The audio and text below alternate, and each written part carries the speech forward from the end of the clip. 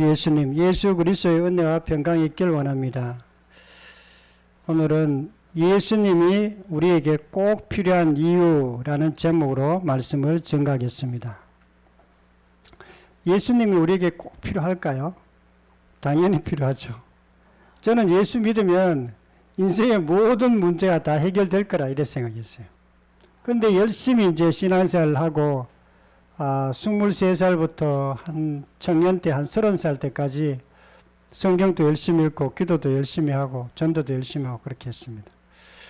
그런데 모든 삶의 문제들이 다 해결된 건 아니었어요. 이제 대학을 졸업하고 직장을 가야 되는데 뭐 직장은 가기는 갔지만 뭔가 문제가 생긴 거예요.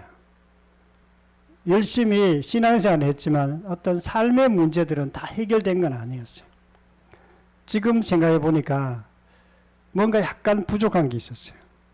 지금처럼 복음이나 또 그리스도나 또 부활에 대해서 충분히 알지 못하고 그냥 성경 공부만 열심히 한 거예요. 그러다 보니까 예수 믿기는 믿었는데 충분히 내 삶의 문제들이 다 해결된 건 아니었습니다.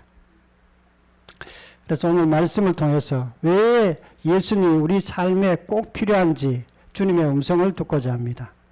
첫 번째로 구하면 생수를 주신다 이렇게 말씀하고 있습니다. 요한복음 4장 10절 한 목소리 읽겠습니다. 시작.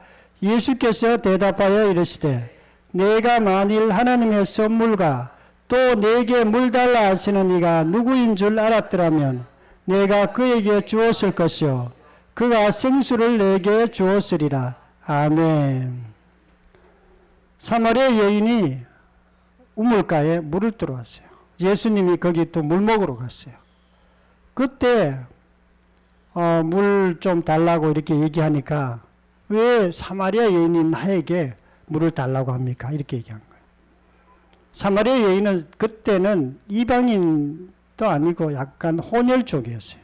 그래서 유대인들이 같이 이렇게 물 달라고 말 섞지를 안 했어요.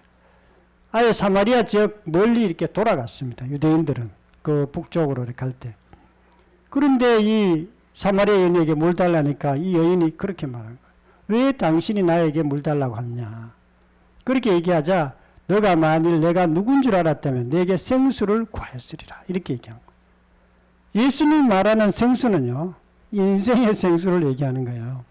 인간에게 정말 필요한 갈증을 채워주는 것을 얘기하는 거야.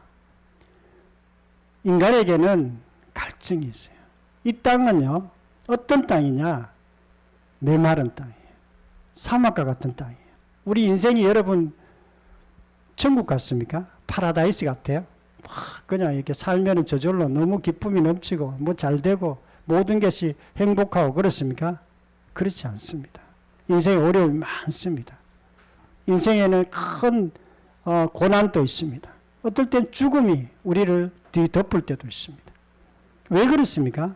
원래 그렇게 하나님이 인간을 창조하진 않았어요. 하나님께서 인간을 창조하실 때는요. 정말 천국 에덴에 인간을 만들고 에덴을 만들고 인간을 그 에덴에서 창조했습니다. 그런데 인간은 쫓겨났어요. 그 에덴에서 쫓겨나서 죄를 짓고 쫓겨나고 그때부터 인생이 정말 사막과 같은 인생이 메마른 그런 인생이 된 것입니다. 그런데 그 인생에게 생수를 주시는 분. 생수는 뭡니까? 성경이 다른 곳에 보면 생명이라고 이렇게 얘기하죠. 예수님은 생명을 주시는 분이에요. 메마른 땅에 생수를 주시는 분이에요. 예수님은 우리에게 정말 필요한 좋은 것을 주시는 분이에요. 그 좋은 것이 뭐냐면요. 기쁨이고요. 행복이고 평안이고 지혜고 이런 것들이에요. 이런 것들을 우리에게 주시는 분이에요. 내가 너에게 생수를 주었으리라 이렇게 말씀하고 있는 것입니다. 예수님이 우리에게 꼭 필요한 이유는 생수를 주기 때문에. 인생의 목표가 뭡니까? 인생의 목표는 일반 사람들도 행복이라 이렇게. 행복을 주시는 분이 예수님이세요. 우리 인간에게 다 이것저것 많은 것들이 필요하지만 정말 필요한 것은 행복이에요. 생명이 필요하고 생수가 우리에게 필요한 거예요. 그래서 우리가 예수님을 믿고 예수님과 교제하고 예수님에게 예배드리고 물론 삼위일체 하나님께 예배드리는 것입니다. 요한복음 6장 35절에 나를 믿는 자는 영원히 목마르지 아니하리라 이렇게 말씀합니다. 나를 믿는 자, 나를 영접하는 자를 얘기합니다. 예수님을 왕으로 영접하는 걸 얘기합니다. 예수님을 주인으로 영접하는 자에게는 영원히 목마르지 않는다는 거예요. 우리가 이 땅에 있으면 우리의 갈증을 채워주는 어떤 것들이 있습니다. 쾌락, 마약, 뭐 이런 것들도 우리의 뭔가 이런 것들 채워줘요. 우리의 부족함 뭐 이렇게 채워줘요. 그러나 그것들은 바닷물과 같아서 먹으면 그때는 조금 시원한 것처럼 느껴져요. 그렇지만 그것은 영원히 우리의 생명을 시원하게 하지는 못해요. 예수님만이 우리의 생수시고 생명이시고 우리에게 참된 행복과 기쁨을 주시는 분이 예수님이십니다. 예수님이 우리에게 꼭 필요한 이유는 생수를 주시기 때문에 그렇습니다. 이 땅이 왜 이렇게 어둡고 이 땅이 왜 그렇게 메마르고 이 땅이 왜 사막과 같이 되었는가? 그 이유는요. 마귀가 이 세상을 지배하고 있기 때문에 그렇습니다. 마귀가 이 세상의 왕입니다. 이 세상의 모든 우리 인간에게 가르쳐주는 자가 바로 마귀예요. 너는 이렇게 살아라. 저렇게 살아라. 저렇게 살아라. 그렇게 가르쳐줍니다. 그러나 그 마귀가 가르쳐주는 그 지식들은 정말 우리를 행복하게 하지를 못합니다. 예수님만 우리를 행복하게 해줄 수 있습니다. 그래서 어떤 분들은 그 목마름을 채우기 위해서 이 여인은 남편만 잘 만나면 되겠다 이렇게 생각합니다. 남편을 5번이나 바꿨어요. 그런데도 불구하고 인생이 뭔가 바뀌어진 게 없어요. 어떤 분들은 내가 돈만 많이 벌면 된다고 생각합니다. 어떤 분들은 좋은 직장을 가지면 된다고 생각합니다. 그러나 그런 것들은 우리를 채워줄 수가 없습니다.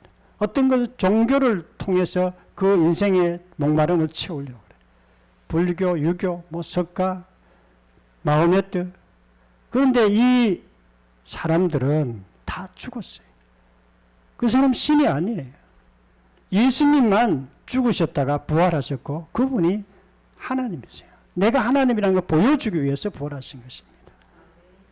우리가 하나님 아닌 그 어떤 우상을 섬긴다 해서 종교를 믿는다 그래서 그것 우리 인생을 채워주지를 못합니다. 예수님이 꼭 필요한 이유는요. 생수를 주시는 분이심을 믿으시기를 축원합니다. 두 번째는 선지자라고 이렇게 말씀하고 19절 말씀 목소리를 듣겠습니다. 시작. 여자가 이르되 주여 내가 보니 선지자로소이다. 아멘. 예수님께서 이렇게 대화를 하던 중에 사마리아 여인 보고 이렇게 얘기했어요. 너는 남편이 5명 있었지만 지금 있는 남편도 내 남편이 아니다고 이렇게 얘기해요.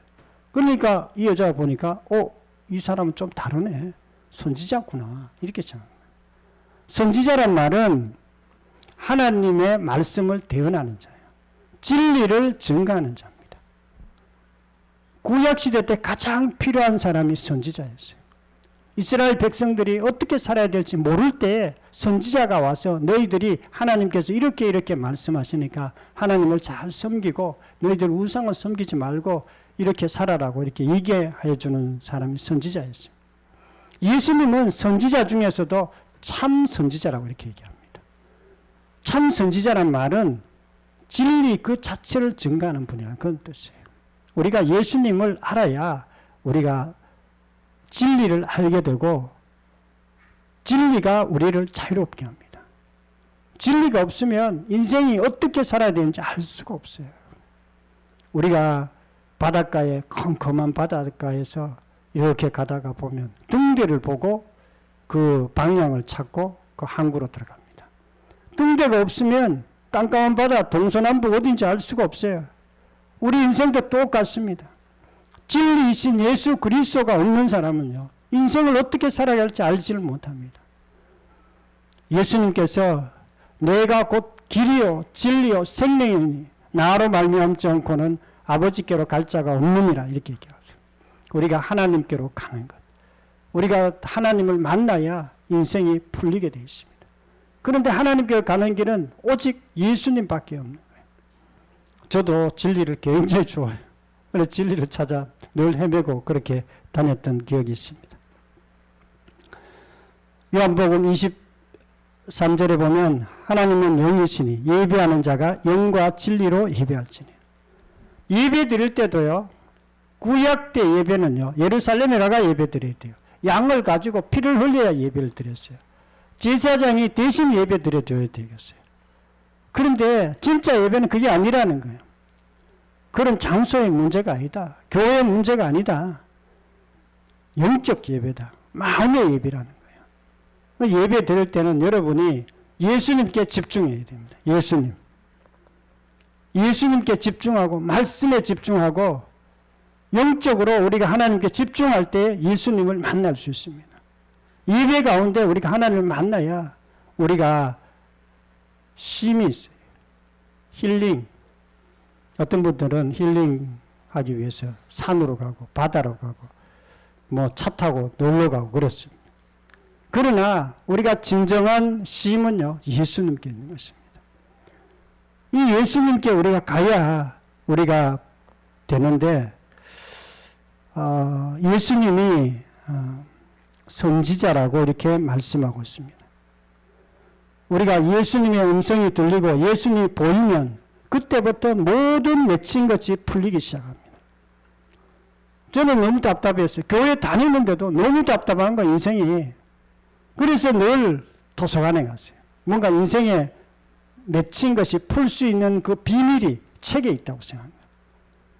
철학자들의 책에, 역사가들의 책에, 심리학자들, 아니면 뭐 다른 어떤 책들, 에세이집도 보고 그들이 좋은 말을 써놨을 거라고 이렇게 기대한 거예요. 그래가지고 1시간, 2시간 이렇게 막 집중해서 이렇게 보고, 그런데 철학자들이 써놨는 책들을 보니까 다 다르게 써놓은 거예요. 이 사람들이 동양 철학자, 서양 철학자, 뭐 칸트, 뭐 이런 게 다 다르게 써놓은 거예요. 내가 누구를 따라가야 되는 거예요. 그래도 모두 성경도 읽었죠. 성경은 또 뭐 다르게 써놓은 거예요. 한참 헤매다가 그 사람들 따라갔더니 인생이 더 메말라지는 거예요. 인생이 더 이렇게 어두운 길로 계속 가는 거예요. 더 딴 사람들하고 더 다투게 되는 거예요.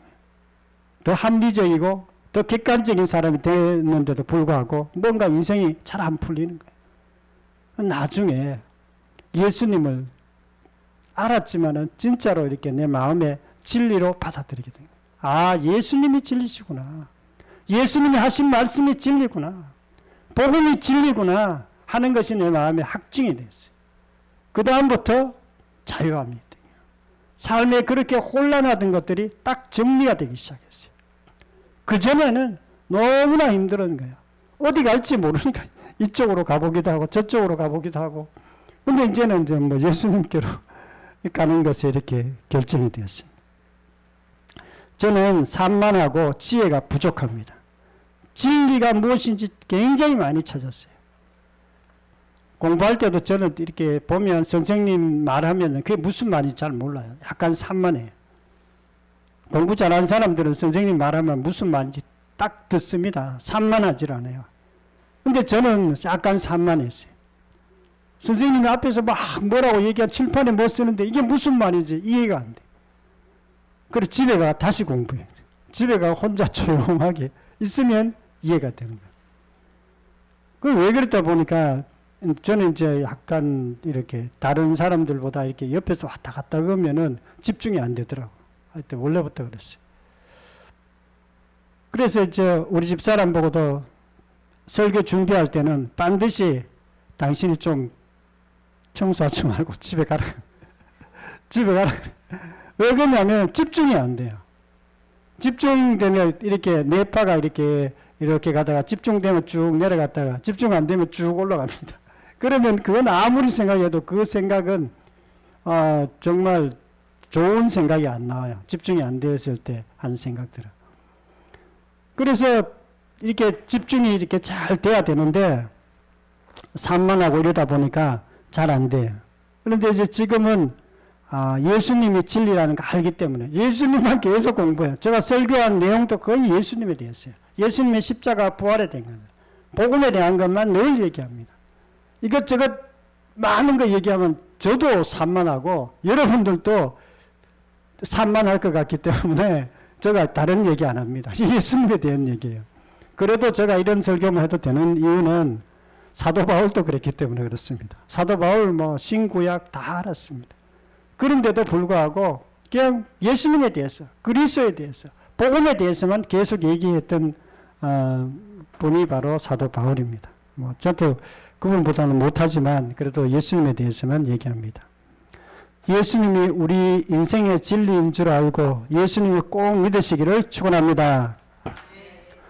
세 번째는 내가 그리스도라 이렇게 말씀했습니다. 요한복음 4장 25절 한 목소리 읽겠습니다. 26절 여자가 이르되 메시아 곧 그리스도라 하는 이가 오실 줄 내가 아노니 그가 오시면 모든 것을 우리에게 알려주시리다. 예수께서 이르시되 내가 말하는 내가 그라 하시니라. 아멘. 메시아, 영이 계속 기다렸던 사람이 있었는데 메시아를 기다렸어요. 유대인들이 다 기다립니다. 메시아를 만나기를 기대하고요. 메시아가 오시면 우리를 도와줄 거라는 걸 알고 있었어요. 메시아를 헬라 말로는 그리스도라고 이렇게 얘기해요. 우리 그리스도교, 기독교 이렇게 얘기합니다. 그리스도란 말은 무슨 뜻인가? 기름 부음 받은 자, 구원자라는 뜻이에요. 우리 인생을 구원하시는 분이 그리스도입니다. 우리 천국으로 구원하기도 하고요. 이 땅에서도 우리를 구원하시는 분이 그리스도입니다. 그래서 유대인들은 계속해서 유대인들이 그리스도를 기다려요. 메시아를 기다렸어요. 그럼 메시아가 와야 자기들 좀 도와줄 건데. 그런데 유대인들이 생각하는 그 메시아는 자기들이 로마 식민지에서 우리를 꺼내줄, 구원해줄 분이라고 이렇게 생각하기도 했습니다. 어떻게 돈을 많이 주는 분이라고 이렇게 생각했어요. 또 하여튼 세상적인 그런 구원에 대해서 얘기했습니다. 그러나 그리스도란 뜻은요, 우리를 세상적으로만 잘되게 하는 그런 구원이 아니라 천국 구원, 천국으로 우리를 인도하는 분이고요. 이 땅에서도 정말 우리 인생의 가장 어려운 것들로부터 구원해 주시는 분이 바로 그리스도입니다. 인간에게는 큰 어려움이 있어요. 본인이 어떤 어려움인지도 모르는 사람들도 있습니다. 어떤 분은 내가 질병 때문에 어려울 거야. 어떤 분은 내가 지금 돈이 없어가 어려울 거야. 이렇게 생각해요. 그러나 하나님은 아니라는 거예요. 너희들이 정말 어려운 것은 그것 때문이 아니라는 거예요. 인간이 정말 어렵게 된 것은요, 하나님으로부터 떠났기 때문에 인간이 어렵게 된 것입니다. 에덴에서부터 떠났기 때문에 인간이 어렵게 된 것입니다. 죄 때문에 인간이 어렵게 된 것입니다. 마귀 때문에 인간이 어렵게 된 것입니다. 마귀가 이 세상을 다스리고 있어요. 우리는 하나님으로부터 떠나 있어요. 예수 믿지 않는 사람들요, 하나님이 떠나 있어요. 그래서 인간에게 어려움이 온 것입니다. 고통이 오고요, 질병이 오고요, 죽음이 이 땅 가운데 생기게 된 것입니다. 우리가 근원적으로 우리 인생의 문제가 뭔지를 알아야 거기로부터 우리가 구원함을 받을 수 있어요. 그게 아니면은 다른 것을 자꾸 이렇게 구하게 되는 거예요. 나는 내 인생이 저렇게 힘들고 어려운 건 우리 아버지 때문일 거야. 이렇게 생각해요. 저는 그렇게 생각했어요. 우리 아버지가 우리 엄마하고 계속 싸우기 때문에 내 인생이 힘들다고 생각했어요. 우리 어릴 때부터 엄마 아버지가 많이 싸우셨어요. 그래, 나는 정말 행복한 가정에서 태어났으면 나도 행복했을 텐데 돈 때문에 나는 어렵게 될 거라고 생각하지는 우리 집 부자였기 때문에 그거는 아니라고 생각했어요. 엄마 아버지가 정말 행복하고 행복한 가정이었으면 나도 좀, 또 어떨 때는 내가 공부만 잘하면 될 거라고 생각했어요. 공부는 저는 그렇게 잘하지는 않았어요. 우리 형보다 동생보다 조금 못했습니다. 그런데 하나님은 그게 아니라는 거예요. 여러분이 어렵게 된 것은, 내가 어렵게 된 것은 죄 때문이고 마귀 때문이고 하나님으로부터 떠났기 때문이라는 거예요. 문제 인식이 바로 돼야 그 문제로부터 우리가 해결함을 받을 수 있습니다. 그건 어떻게 해결하는가? 예수님께서는요, 여자의 후손을 통해서 그걸 해결해 주시겠다 그랬어요. 메시아를 통해서 해결해 주겠다 그랬습니다. 그리스도를 통해서 해결해 주겠다고 이렇게 말씀하신 거죠. 그래서 예수님을 이 땅에 아기로 보내시고 우리를 위해 십자가에서 죽으시고 부활하심으로 우리를 구원의 길을 만들어 놓으셨어요. 구원을 벌써 다 해놓은 것입니다. 우리가 그분을 믿느냐 믿지 않느냐의 문제만 남은 것입니다. 예수님이 꼭 필요한 이유는요, 근원적 문제를 해결해 주기 때문에 그렇습니다. 우리는 근원적 문제가 뭐냐? 하나님께로 다시 돌아가야 되는 거예요. 하나님께로 돌아가는 길은 오직 예수님밖에 없어요. 그리스도밖에 없어요. 그리스도를 우리가 마음의 주인으로 믿기만 하면 되는 거예요.